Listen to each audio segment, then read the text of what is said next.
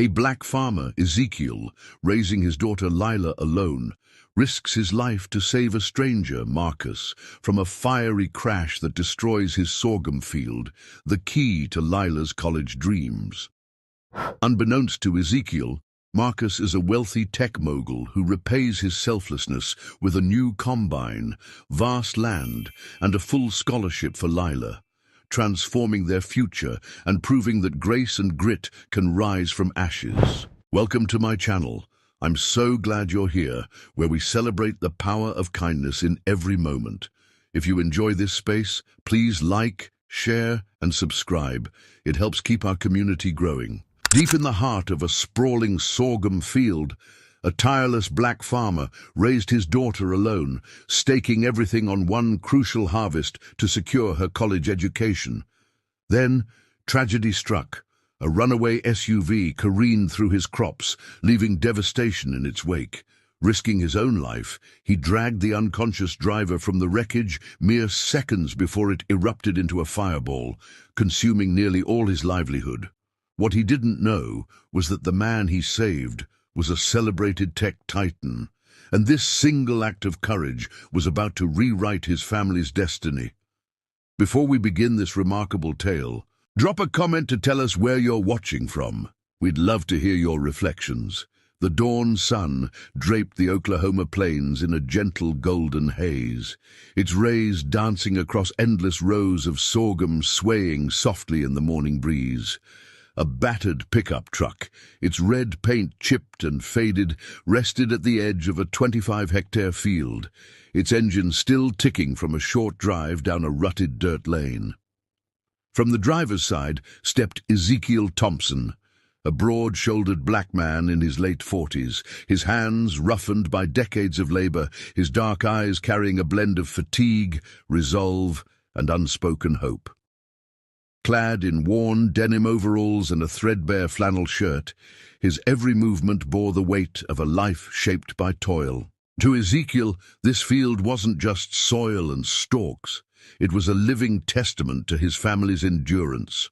Inherited from his great-grandparents who had tilled this same earth through hardship and hope, the land was a tapestry of their sacrifices, woven with stories of resilience whispered in the rustle of the crops. Ezekiel had never abandoned it. Not when childhood friends left for city lights, not when economic downturns choked the region, and certainly not after his wife, Naomi, succumbed to a relentless illness 4 years prior. Her passing had drained their savings and left a void in their home that no harvest could mend. Now it was just Ezekiel and his daughter, Lila, 17, sharp as a whip, compassionate and fueled by dreams that stretched far beyond their quiet rural town. Lila had recently earned a spot at her dream university in Houston, a milestone that filled Ezekiel with pride and dread in equal measure. He could still see her face when the acceptance letter arrived, her wide grin as she spun in the yard, the envelope clutched like a treasure. He hadn't had the heart to confess that he wasn't sure how they'd pay for it. This year's sorghum harvest, if the weather held and the market stayed kind, would just cover her first year's tuition, clear a looming bank loan, and keep their modest home running for another season. He'd pored over the numbers late into the night, pencil scratching against worn paper, leaving no room for error, no space for broken machinery, delayed payments, or cruel twists of fate. Every grain mattered, every stalk a fragile thread in their future. Ezekiel walked the field at a measured pace, his boots sinking slightly into the rich, loamy soil. His eyes scanned the sorghum for signs of trouble, aphids, blight, or the faint yellowing that could signal drought stress. Near the northern boundary, he knelt to inspect a cluster of stalks wilting prematurely, his brow furrowing as he noted the need for a soil test and perhaps a light application of organic fertilizer. His fingers brushed the feathery tops of the plants, a gesture as instinctive as it was reverent. Unlike his great-grandfather, who'd murmured to the crops as if they were kin, Ezekiel kept his thoughts silent, but he felt the land's rhythm in his bones, a quiet dialogue between man and earth. Perhaps in some unspoken way the sorghum felt him too, as the sun climbed, painting the field in sharp contrasts of light and shadow. Ezekiel paused to mop his brow with a faded bandana. From this vantage point, he could just make out their home, a small, weather-beaten farmhouse with a sagging porch, its white paint peeling but its foundation unyielding. A thin wisp of smoke curled from the chimney. Lila was likely in the kitchen, stirring grits or frying eggs, her nose buried in a chemistry textbook, or humming a melody she'd half-invented. She never complained about the cracked linoleum floors or her patched school bag. Instead, she carried a quiet faith in her father, in their shared struggle, in the idea that diligence could still carve a path forward. Ezekiel clung to that belief too, though it pressed against his chest like the weight of the vast Oklahoma sky. With a lingering glance at the sorghum, Ezekiel turned toward the equipment shed, his mind already cataloguing the day's tasks. The old tractor needed its oil changed. The irrigation lines were clogging again, and a stack of overdue notices sat on the kitchen counter, the red ink a stark reminder of the world beyond the field. Yet for now, he let himself stand in the heart of it all, a man as rooted as the crops he nurtured, anchored by faith, grit, and an unspoken promise that if you pour your soul into the land, it will yield something in return. He couldn't foresee how brutally that promise would soon be tested. The disaster struck just past noon, under a sun so fierce it baked the dirt paths into cracked clay and drew sweat from Ezekiel's brow in relentless streams.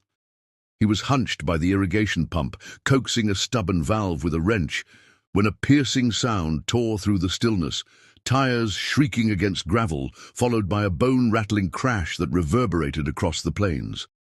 It came from the southern edge of the field, where the road took a treacherous bend that outsiders rarely navigated safely. Ezekiel froze for a heartbeat, then dropped the wrench and sprinted, his boots kicking up dust, his pulse hammering with a premonition of catastrophe. As he broke through the rows, a plume of black smoke curled skyward. A sleek, charcoal-grey SUV, its chrome accents gleaming just hours ago, was now buried deep in his sorghum field. The front end was crumpled, the windshield a mosaic of cracks, and one door hung askew, twisted like a broken wing.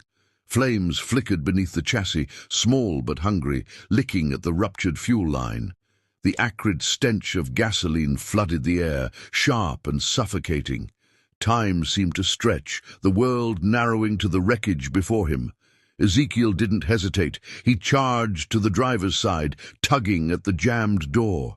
Through the haze of smoke and shattered glass, he saw a man slumped against the steering wheel, blood seeping from a gash on his forehead, his face pale and still. Grabbing a jagged rock from the ground, Ezekiel smashed the side window, the glass biting into his knuckles as he reached inside. He unbuckled the stranger and pulled, grunting under the man's weight, a tall, lean figure who felt heavier in his limp state. Ezekiel hoisted him over his shoulder, stumbling backward as a burst of flame erupted near the fuel tank, the heat singeing his neck. They were barely a dozen yards clear when the SUV exploded, a deafening roar that shook the earth and sent a wave of blistering air chasing them. Ezekiel dropped to one knee, shielding the man with his body. When he finally looked back, his chest tightened. Half his field, his season's labor, Lila's college fund, was engulfed in flames.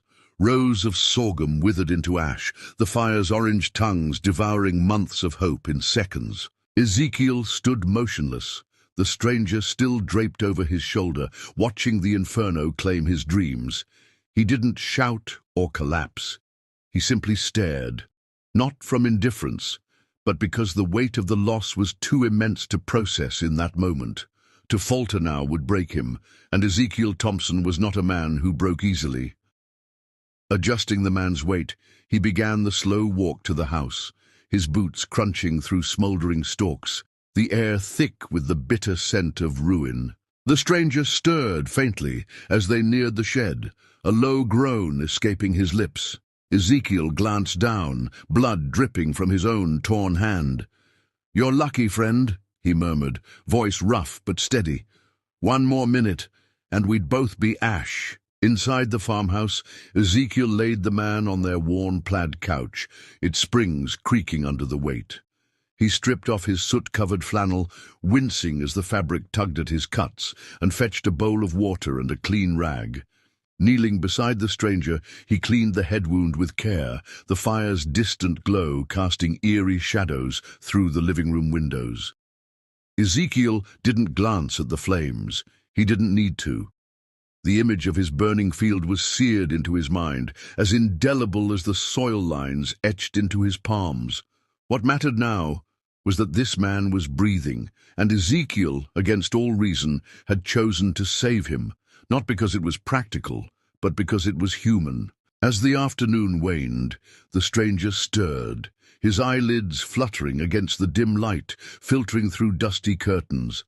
Ezekiel sat at the scarred oak kitchen table, a makeshift bandage wrapped around his hand, sipping from a mug of chamomile tea long gone cold.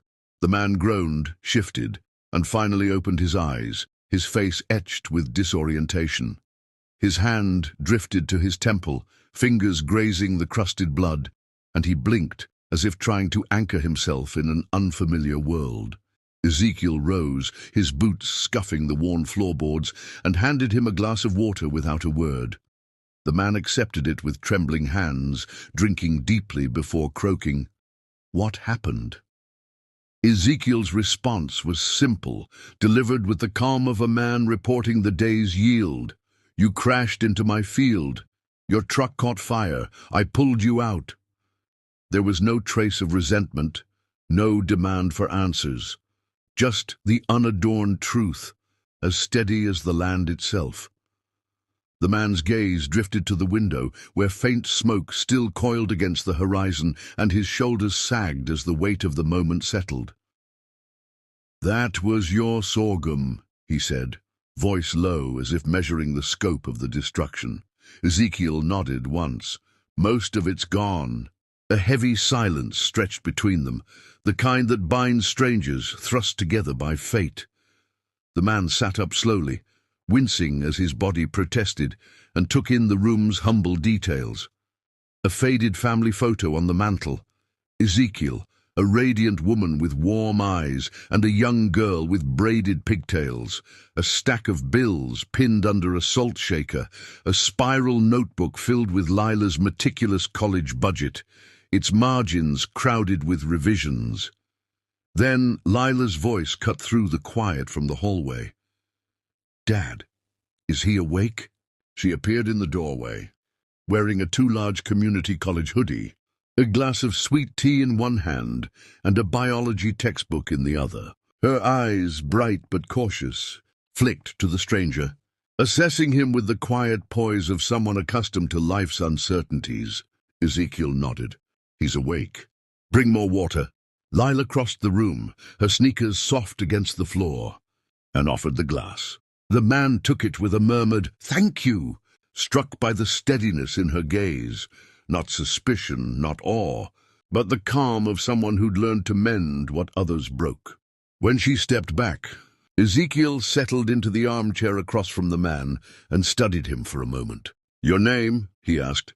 "Marcus Vaughn," the man replied, his tone carrying a hint of hesitation, as if the name might mean something. It didn't, not to Ezekiel, who tracked soil pH and storm fronts, not stock markets or headlines.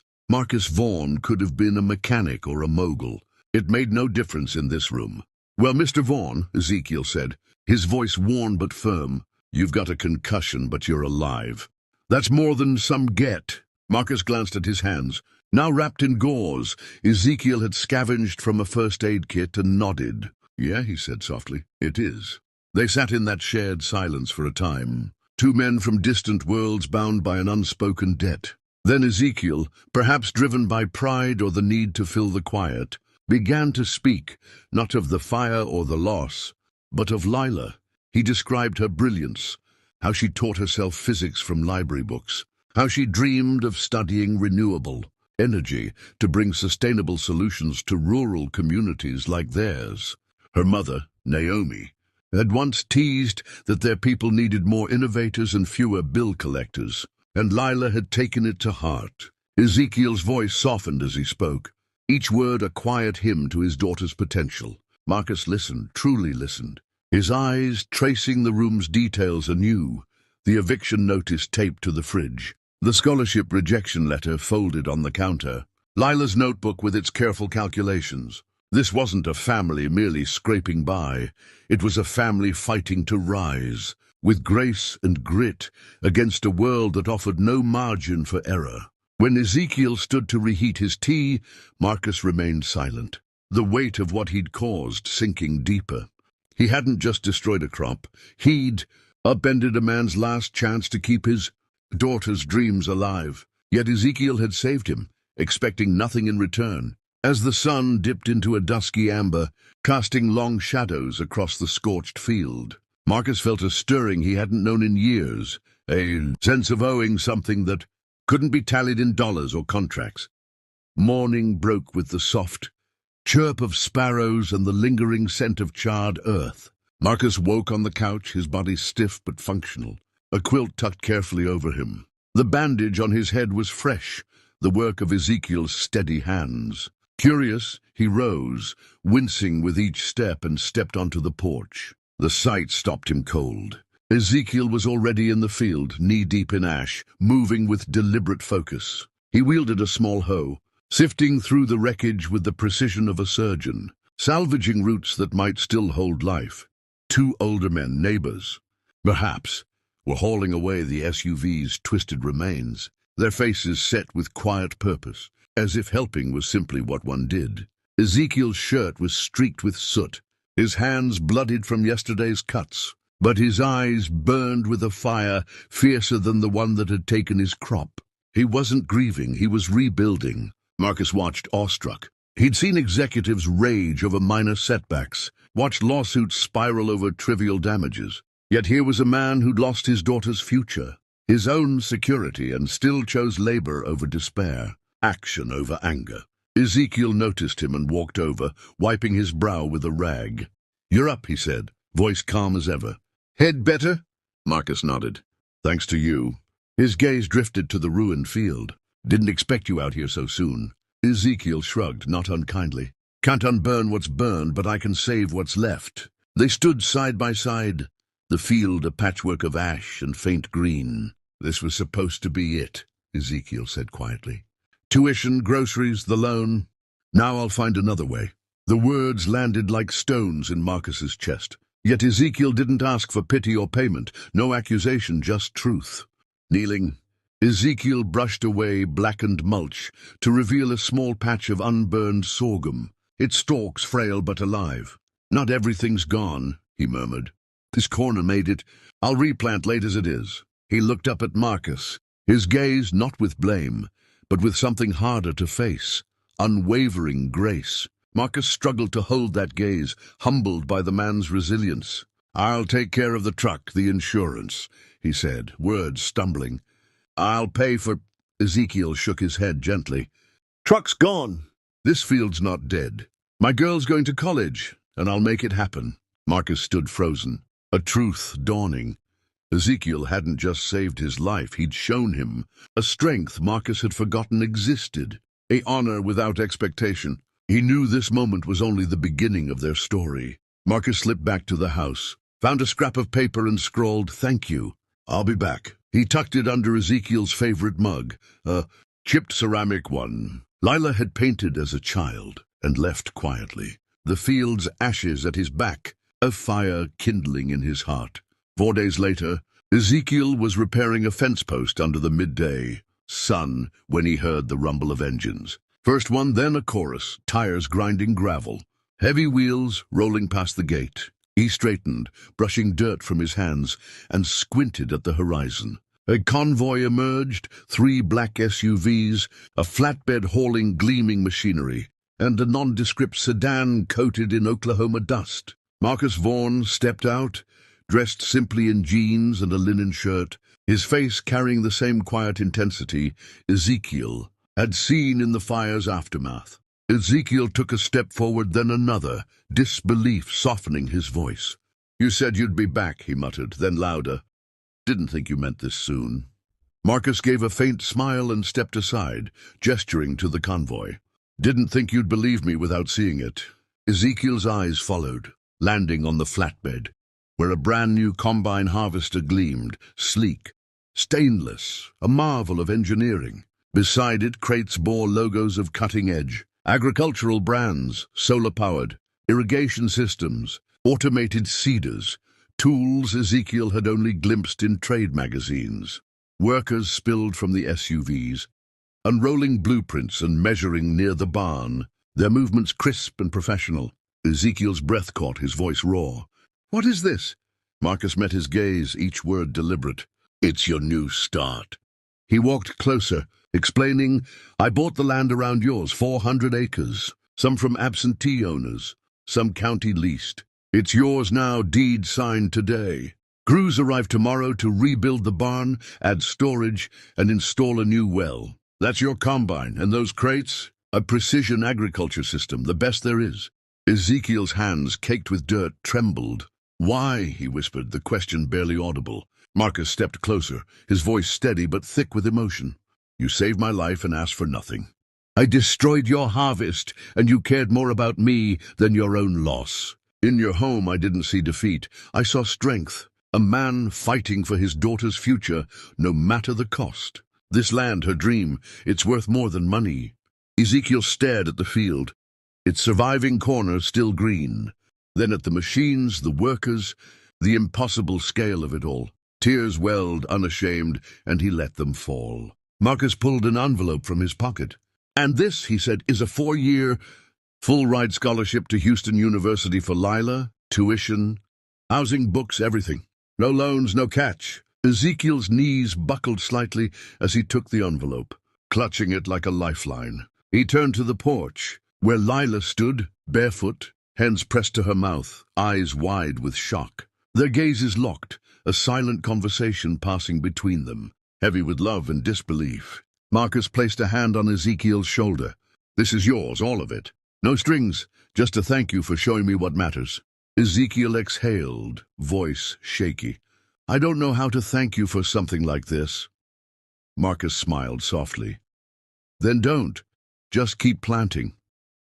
And so, in a field that had once been reduced to embers, surrounded by tools that would carry his work into a new era, Ezekiel Thompson stood still. Not from fear, but from the weight of a future suddenly boundless. 4 months later, the land sang again. Rows of sorghum stood tall and vibrant, their deep green a stark contrast to the ashen scars of summer. The new combine moved like a dream, its hum a steady heartbeat, and Ezekiel had learned its every function, his hands deft on the controls. Solar panels powered the irrigation system, their quiet efficiency a gift from Marcus's vision. The barn, rebuilt with reinforced beams and insulated walls, stood prouder than ever, complete with a small office where Lila had installed a computer and organized Ezekiel's records before leaving. Lila had departed in September, her scholarship papers tucked in her bag, her eyes bright with pride and purpose. Ezekiel had driven her to Houston, the long road stretching like a promise. At her dorm, she'd hugged him tightly, whispering, "You gave me the world, Dad." His throat too tight for words, he'd nodded, watching her step into the life she'd earned. The house was quieter now, the mornings lonelier. But Ezekiel rose before dawn, as his great-grandparents had, walking the field with a thermos of coffee. He spoke aloud sometimes, to the sorghum, to Naomi, to the sky, thanking them for carrying him through. Marcus's presence lingered in every new tool, every thriving row, though he hadn't returned in person. His team checked in by phone, ensuring the equipment ran smoothly, but Marcus had stepped back, trusting Ezekiel to steward the land. One crisp morning, as Ezekiel watched hawks circle above the tree line, footsteps crunched behind him, measured, familiar. He turned to find Marcus, his smile warm. "Told you to keep planting," Marcus said. Ezekiel grinned, broad and genuine. "And I did." They shook hands like old friends, walking the field as Marcus marveled at its renewal. "It's home," Ezekiel said simply, pride in his voice. He showed Marcus a photo of Lila in her lab, her smile radiant. "She'll build something great," he said. At the field's edge, Marcus asked, "Do you think about that day, the fire?" Ezekiel gazed at the sorghum, golden and swaying. "Every day, but not with sorrow. That fire cleared what couldn't last, made room for this." Marcus nodded. Strange how the darkest days can spark the brightest ones. They stood in silence, two men bound by a moment of grace, the land humming around them. As Marcus drove away, Ezekiel remained, boots firm in the earth, heart full. The farmhouse stood ready for Lila's return, not just as his daughter, but as the legacy he'd forged from ruin, faith, and the enduring truth that good soil, like good men, always finds a way to grow again.